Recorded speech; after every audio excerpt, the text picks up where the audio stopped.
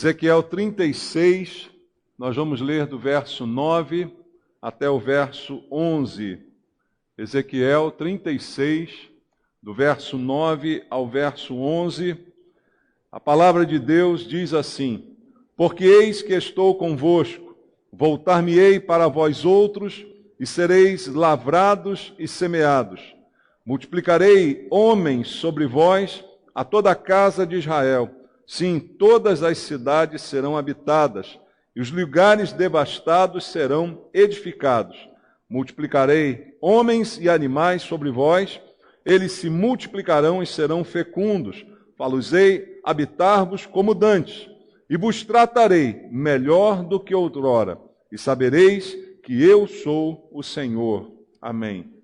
Pai, obrigado pela Tua palavra e pela chance que nós temos mais uma vez de ouvir a Tua voz.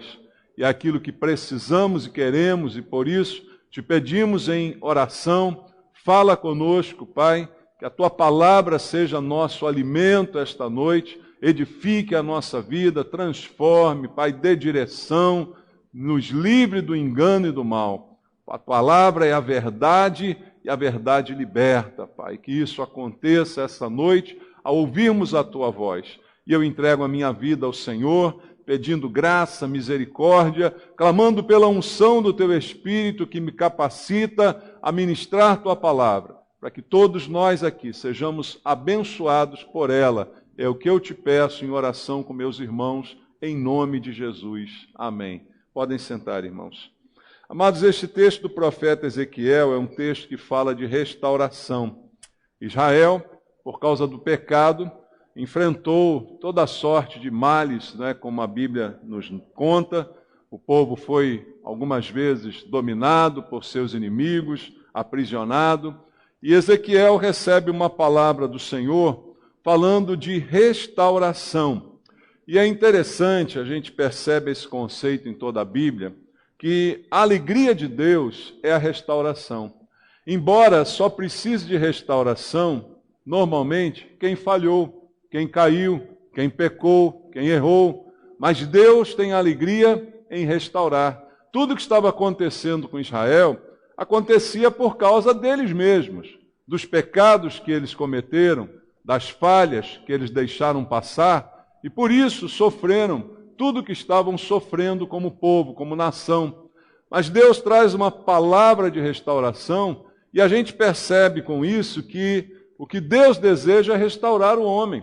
Veja, foi assim no Éden, quando Adão pecou, quando Eva pecou, o que Deus quis fazer? Restaurá-los.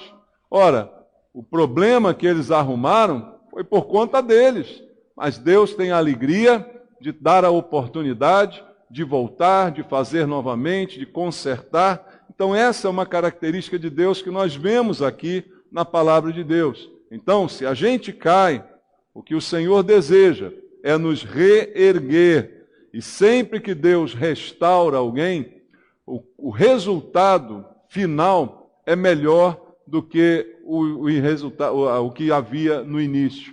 E é o que Deus está prometendo a Israel através desses versículos. Veja, no versículo 11, ele diz assim: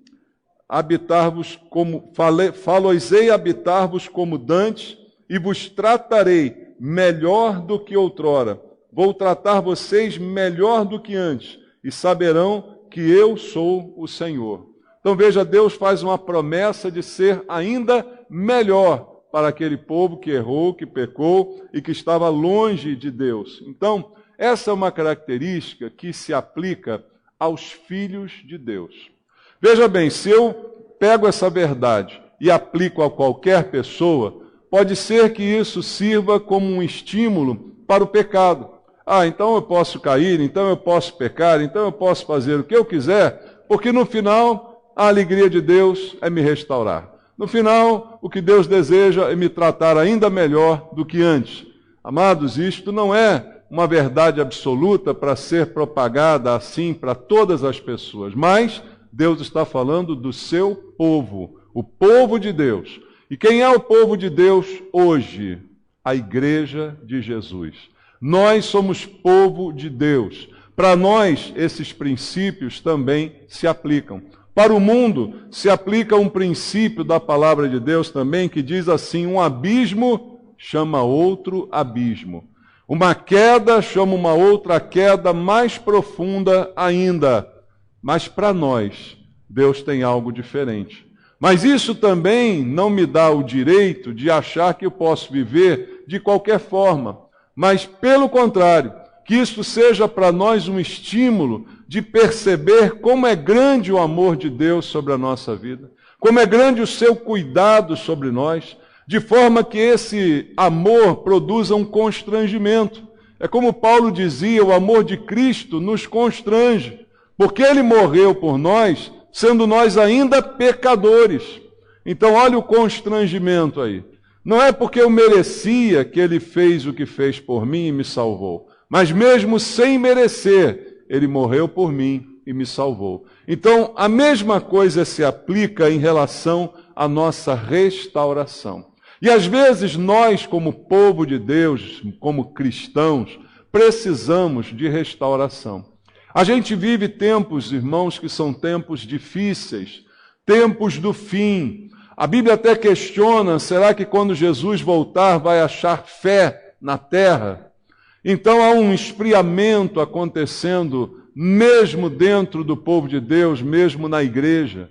As pessoas hoje estão mais frias, mais distantes, e por isso precisamos de uma restauração da parte de Deus. Se cada um de nós fizer aqui uma análise sobre a própria vida, talvez a gente chegue à conclusão que nós já fomos melhores, que nós já fomos crentes melhores. Então há uma necessidade sempre de restauração. E como disse aqui, há um prazer de Deus em restaurar e até me fazer melhor do que eu era antes. Essa é a tônica dessa mensagem. Deus pode me fazer ainda melhor do que um dia já fui. Porque um verdadeiro filho de Deus não entra nessa sequência de abismo chamando outro abismo. Não é isso que a Bíblia diz para nós, muito pelo contrário. Leia comigo aí o Salmo 37 e você verá como essa palavra se aplica a um filho de Deus. No Salmo 37, no versículo 23 e 24, diz a Bíblia: o Senhor firma os passos do homem bom, e no seu caminho se compraz, tem prazer, tem alegria. Se cair, não ficará prostrado, porque o Senhor o segura pela mão. Veja a promessa de Deus para aquele que é seu, para aquele que é seu filho, para aquele que é seu povo. Então, há uma expectativa de Deus na nossa restauração. Se cair, não ficarei derrubado, não serei destruído, porque o Senhor há de me levantar com a sua mão. Mas isto é um estímulo para que eu caia? De forma nenhuma. É como Paulo dizia, o que diremos, né, à vista dessas coisas, já que aonde abundou o pecado, superabundou a graça? Ele diz, então vamos pecar para que a graça seja ainda mais abundante? Ele diz, não, de modo nenhum. Mas que esta certeza, a ciência dessas coisas, traga um constrangimento, que queira fazer com que a gente esteja ainda mais perto do Senhor. Então, o que Deus está dizendo, através dessa profecia, lá atrás, a Israel, é que havia uma bênção maior que eles ainda podiam desfrutar na presença do Senhor. Mesmo tendo perdido tudo, mesmo tendo perdido até o país, a cidade, os bens, Deus está dizendo, eu ainda posso restaurar isso tudo, ainda posso fazer vocês habitarem de novo nessa terra, e ainda posso fazer melhor por vocês do que fazia antes. Olha como a palavra de Deus é completa em relação à restauração. Isto dito a Israel. Agora vamos trazer esse conceito para nós. Como eu disse aqui, irmãos, hoje talvez a gente fazendo um balanço possa perceber que em muitas áreas da nossa vida, da nossa fé, do nosso relacionamento com Deus, talvez a gente esteja precisando de alguma restauração. Talvez as coisas não sejam como antes. Isso é muito comum de acontecer. A própria Bíblia fala a respeito do primeiro amor, que muitos de nós acabam perdendo ao longo do caminho, porque vai se esfriando dentro de nós aquele relacionamento que tínhamos com Deus, que era completamente diferente do que talvez seja agora para muitas pessoas. Então, haviam coisas muito boas antes, e como está no princípio aqui declarado, Deus quer não só restaurar, mas tornar melhores ainda. E se a gente fizer esse balanço com sinceridade, vamos olhar para trás e perceber o que havia tão bom no nosso passado, que Deus ainda quer restaurar. A terra de Israel, esta que eles perderam na altura dessa profecia de Ezequiel, era a terra prometida, era a terra que, dizia a Bíblia, manava leite e mel, era a terra de bênção para todos eles. Então eles tinham esse presente da parte de Deus, mas perderam tudo. Perderam pelo pecado, perderam pelo esfriamento, perderam por suas falhas, mas Deus traz a palavra dizendo, olha, há possibilidade de restaurar, mesmo tendo sido tão bom e você tendo perdido. Talvez antigamente a gente tivesse mais consciência também, agora falando de nós mesmos, do perdão gratuito e pleno que nós recebemos. E quanto mais consciência do perdão, mais constrangidos nós ficamos diante do Senhor, que nos perdoou, nos salvou, quando a gente ainda era pecador. Jesus já estava morrendo na cruz por nós. Então, essa consciência traz para a gente um pensamento de andar na presença de Deus, e isso era o que a gente tinha quando logo nos convertemos. Você lembra quando foi a sua conversão? Você lembra como foi o início da sua caminhada? A alegria que você sentia, né? A satisfação que você sentia ao se perceber amado, perdoado por Deus. É dessa alegria que o Senhor está nos falando, nós podemos restaurar. No início da nossa caminhada, talvez a gente fosse muito mais resistente quanto ao pecado, quanto à tentação. Pensa comigo, é ou não, irmãos? Olha para trás, por causa do amor, por causa do fervor, muitas vezes a gente era mais forte do que é hoje. A inclinação da carne contra a qual a gente vai lutar a vida inteira. Muitas vezes no passado a gente tinha vitórias que traziam alegrias para o nosso coração. Mas hoje muitos de nós têm acumulado derrotas nessa área. E aí têm se sentido fracos, têm se sentido culpados, mas Deus está prometendo restauração.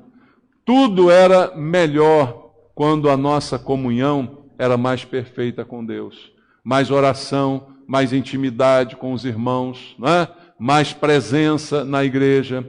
Perceba como ao longo do tempo isso tem morrido na vida de muitos. Você percebe um esvaziamento da igreja?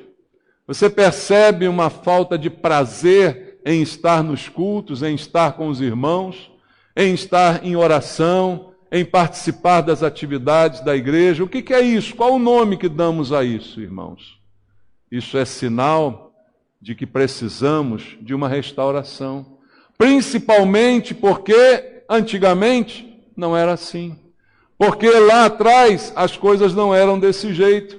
E isso foi se perdendo ao longo do tempo. Alguém diria, mas são as circunstâncias, é a pandemia. Irmãos, a pandemia só serviu para revelar aquilo que já estava acontecendo.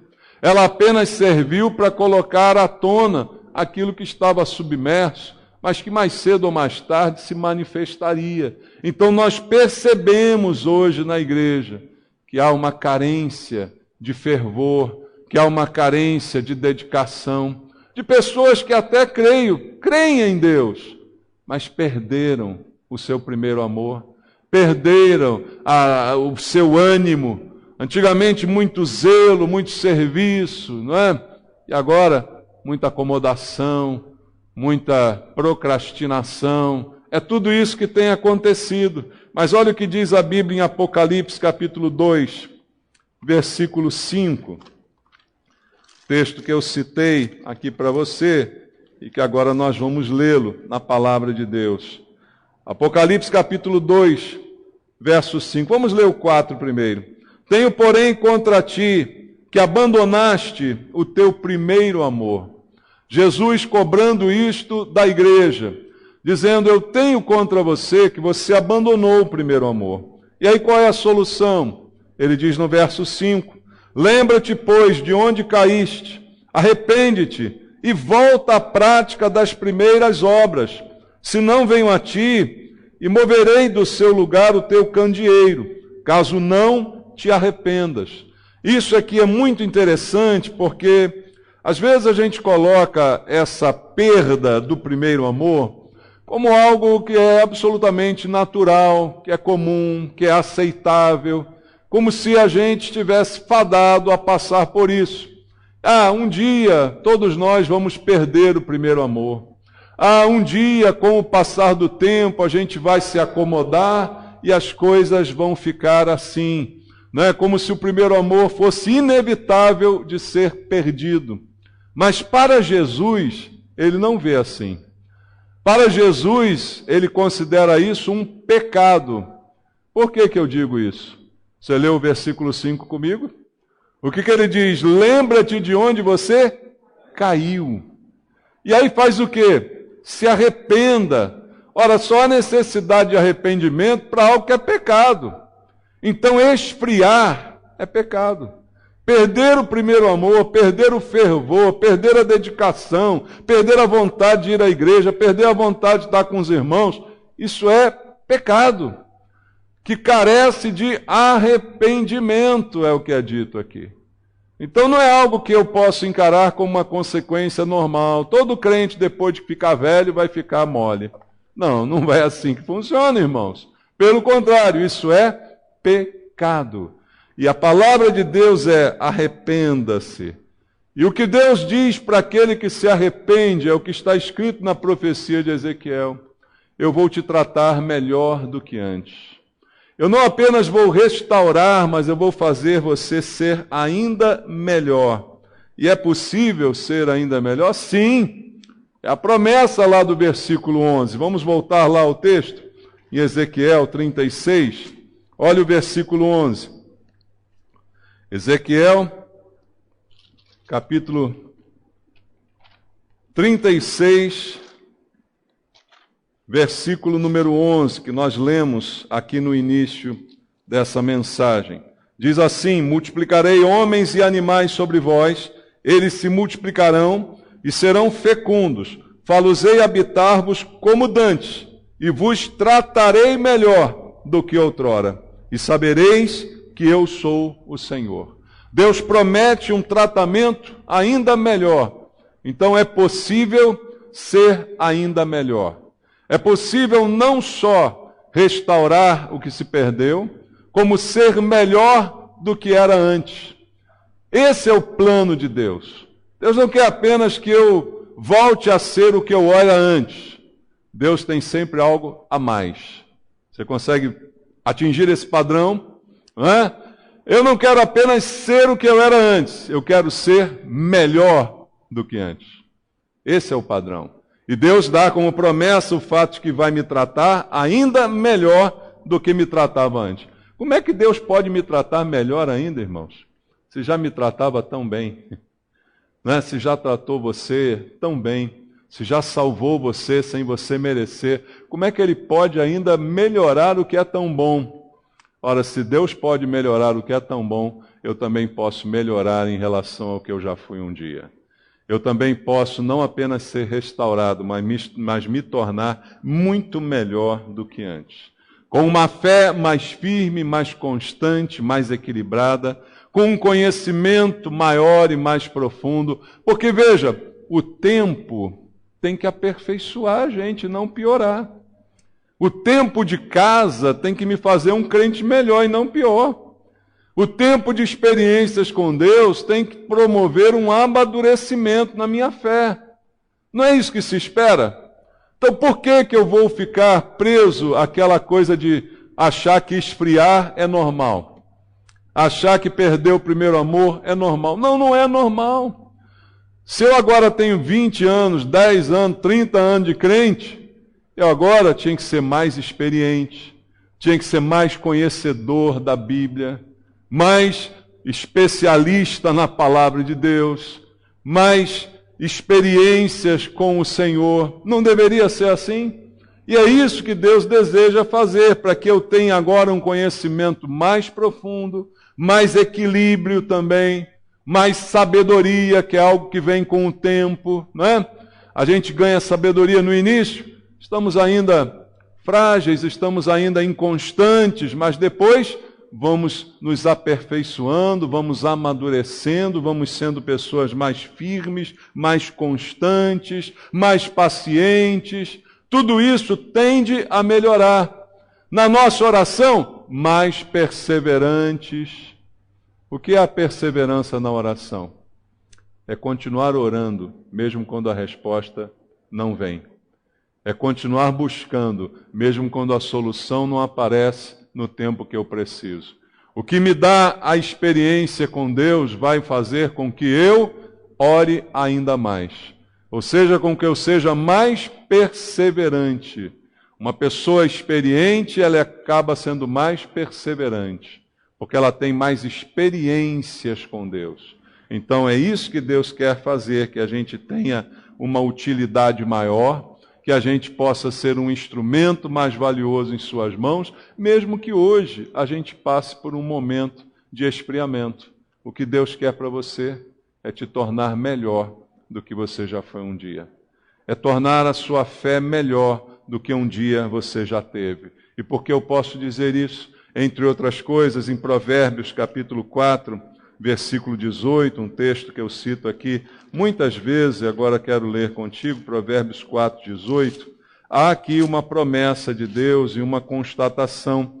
Diz assim: mas a vereda dos justos é como a luz da aurora, que vai brilhando mais e mais, até ser dia perfeito. Qual é o plano de Deus para o justo? Quem é justo aqui? Aquele que Deus justificou. Nós, justificados, pois, mediante a fé, temos paz com Deus. Então somos justos, porque Deus investiu em nós e nos justificou. E agora ele diz, olha, a vereda, o caminho desse justo, deve ser como a luz da aurora. Ela vai brilhando, ela começa a nascer lá no horizonte, o sol vai subindo, ela vai ficando mais claro até o meio-dia, quando o sol está a pino e o dia está plenamente claro. A vida do crente é assim, é uma melhora constante, uma melhora a cada dia. Ser melhor hoje do que fui ontem, há 10 anos atrás, há 20 anos, quando você se converteu. Essa é a caminhada, essa é a luz da aurora, vai brilhando mais e mais até estar plenamente visível e brilhante, iluminando a todos. Esse é o plano de Deus. Então ele não quer apenas restaurar, mas quer que ao ser restaurado, você seja ainda melhor. Você crê nesse plano? É possível isso?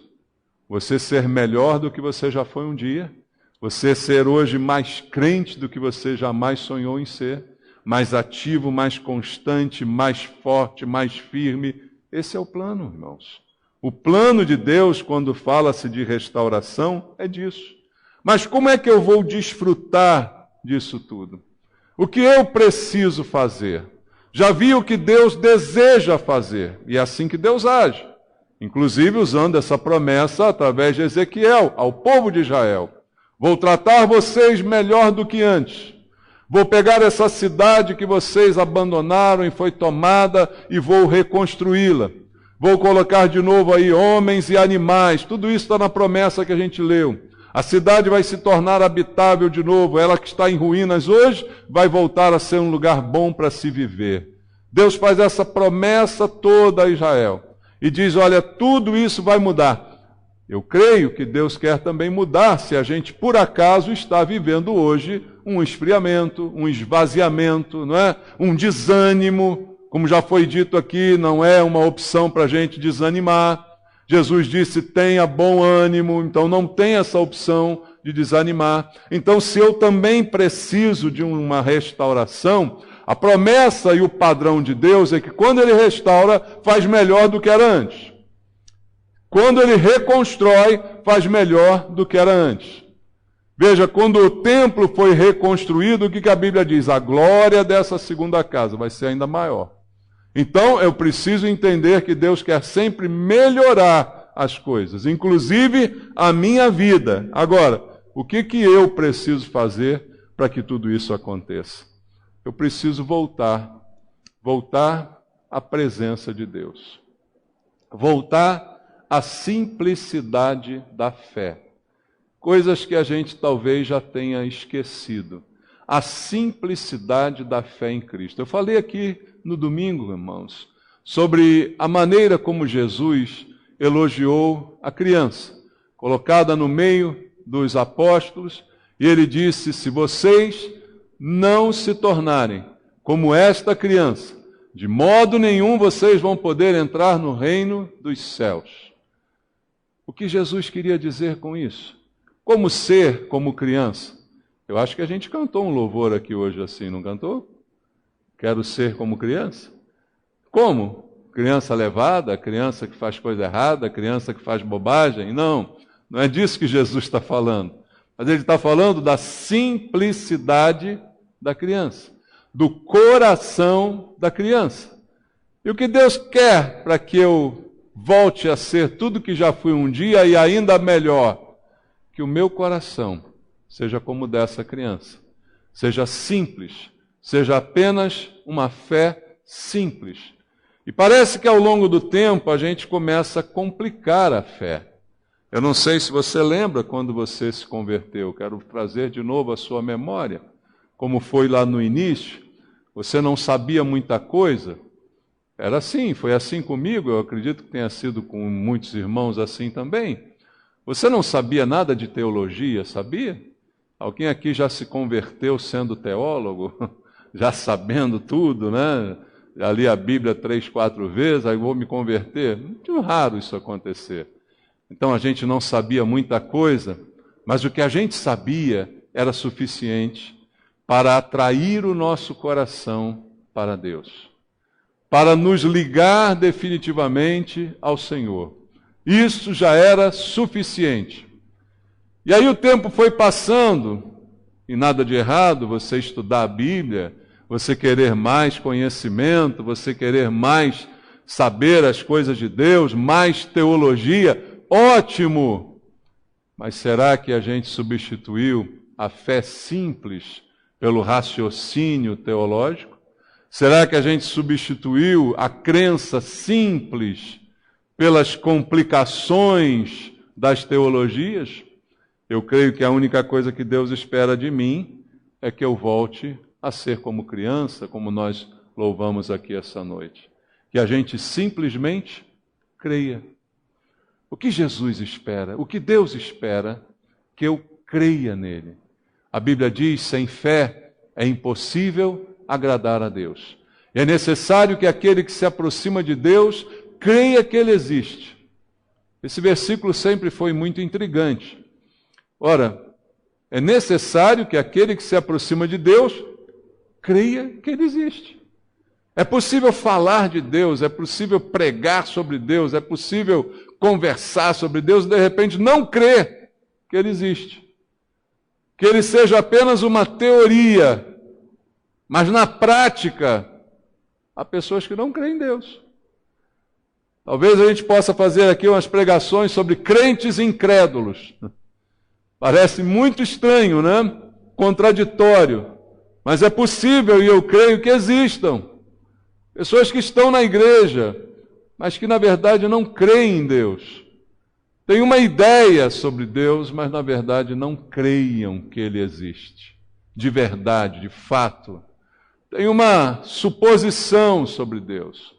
E a única coisa que Deus deseja é ser crido. Por isso o exemplo da criança. Receber o reino como a criança.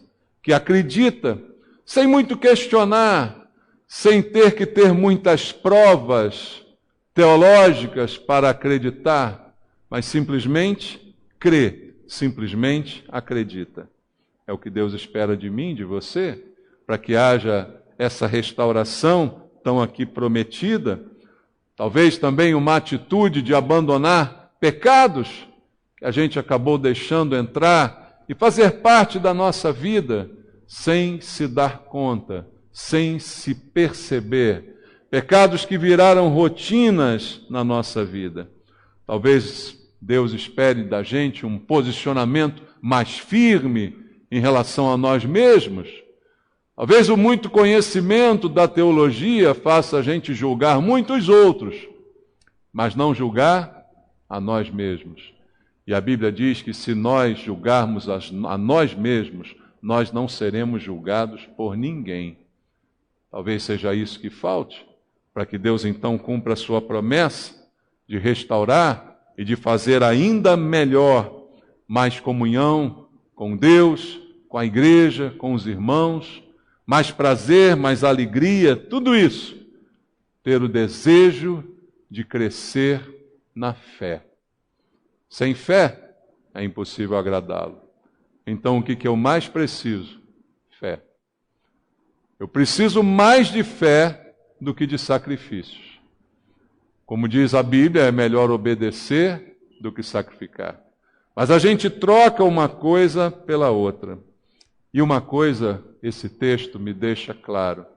Deus quer fazer algo melhor do que já foi um dia. A transformação que Ele deseja é para melhorar a gente, não é só para restaurar a gente ao que nós já fomos, mas para nos tornar pessoas melhores. E você vê essa forma de Deus agir em toda a história. Como já disse aqui algumas vezes, o final da história é sempre melhor do que o seu início. Aquilo que Deus faz no final é sempre melhor do que a gente pode até imaginar. A própria Bíblia diz que nem olhos viram, nem ouvidos ouviram, nem jamais penetrou no coração humano aquilo que Deus tem preparado para aqueles que o amam. Veja, Deus tem preparado algo para a gente tão grande que a gente não consegue nem imaginar. Então o final é sempre maior, é sempre melhor, é sempre mais surpreendente do que a gente pode ver agora. A gente pode ver agora os problemas, pode ver agora as dificuldades, mas Deus diz, eu estou preparando para vocês um lugar. Jesus disse isso, eu vou, mas eu vou preparar lugar para vocês. Então há um preparo de Deus sendo realizado. E aquilo que Ele tem é sempre melhor do que aquilo que eu posso desfrutar agora. Assim foi na história. Os judeus receberam a lei, mas depois receberam o quê? O Evangelho de Jesus. Muito melhor do que a lei, receberam o Evangelho. Então, as coisas sempre tendem a melhorar. Você lembra da história de Jó, que também já citei aqui algumas vezes? Eu quero ler contigo o livro de Jó, no capítulo 42. O início da história de Jó é uma história de tristeza, de agonia, de perdas, mas no final, como é que termina a história de Jó? Termina em vitória.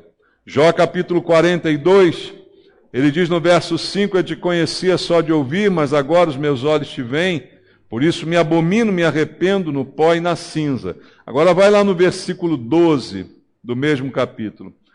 Assim abençoou o Senhor o último estado de Jó, mais do que o primeiro, porque veio a ter 14.000 ovelhas, 6.000 camelos, 1.000 juntas de bois e 1.000 jumentas. Mas preste atenção na primeira frase.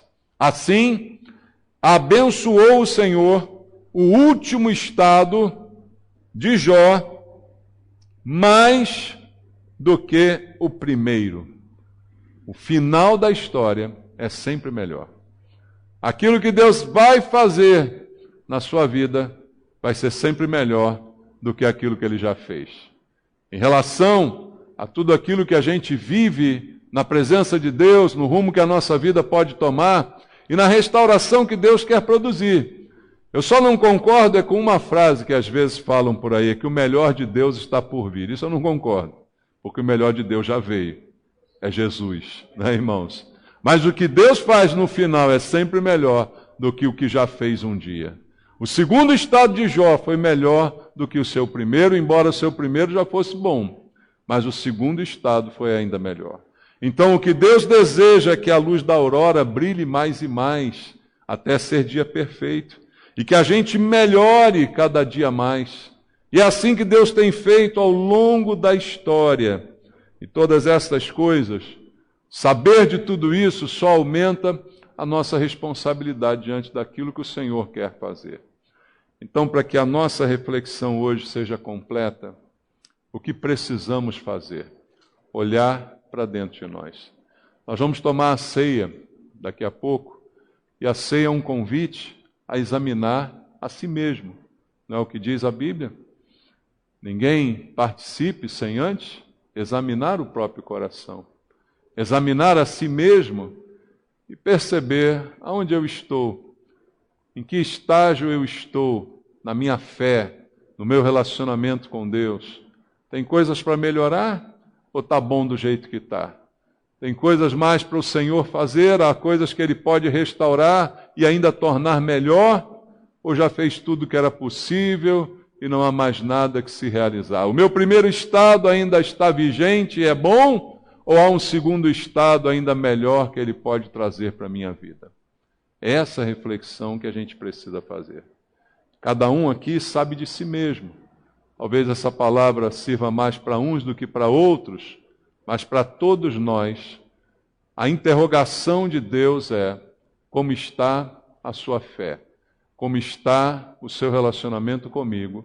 E como está você em relação aos últimos dias que nós estamos vivendo? Como está a nossa vida cristã? Como está o nosso primeiro amor? Foi perdido ou tem sido avivado a cada dia? Essa é a questão. Vamos orar por isso? Pai, eu quero te agradecer pela tua palavra e te pedir, meu Deus, que agora o Espírito Santo, que opera através da palavra, fale ao nosso coração. Incomode a cada um de nós para fazermos um balanço. Estamos no início de um novo ano, mas precisamos saber, meu Pai, se esse será mais um ano para esfriamento, para esvaziamento, ou será um ano de avivamento da tua obra em nós? Será um ano de voltar ao primeiro amor, de mudar as coisas, de mudar as atitudes, de tratar os pecados, de consertar a vida? Ou é mais um ano para a gente continuar levando a vida de qualquer jeito? Fala o coração do teu povo, Senhor. Porque uma coisa eu sei e está na tua palavra: se o Senhor nos restaurar, é para que a gente seja ainda melhor. Se o Senhor restaurar o nosso novo estado, será melhor do que o estado inicial. O Senhor é capaz, como prometeu a Israel, de nos tratar ainda melhor. Eu não sei como isso é possível, mas é promessa do Senhor. Que há um tratamento de Deus para nós ainda melhor do que já fomos um dia, do que já tivemos um dia. Por isso, Pai, eu te peço, pela presença do Teu Espírito, fala ao espírito de cada irmão. Fala aos nossos corações, Pai, aquilo que precisa ser mudado. E que hoje haja uma atitude de mudança. Talvez sendo como criança, talvez voltando à fé simples, menos teologia e mais fé. Senhor, em nome de Jesus, eu te peço por mim e por cada irmão em tua casa, por cada um dos que estão ouvindo a tua palavra pela internet, que haja um tempo de avivamento nos últimos dias, que o nosso estado agora seja melhor do que já foi um dia, que a nossa vida brilhe mais e mais como a luz da aurora, até o dia da perfeição. É o que eu te peço, Pai, tanto por mim como por cada irmão, em nome de Jesus. Amém. Graças a Deus.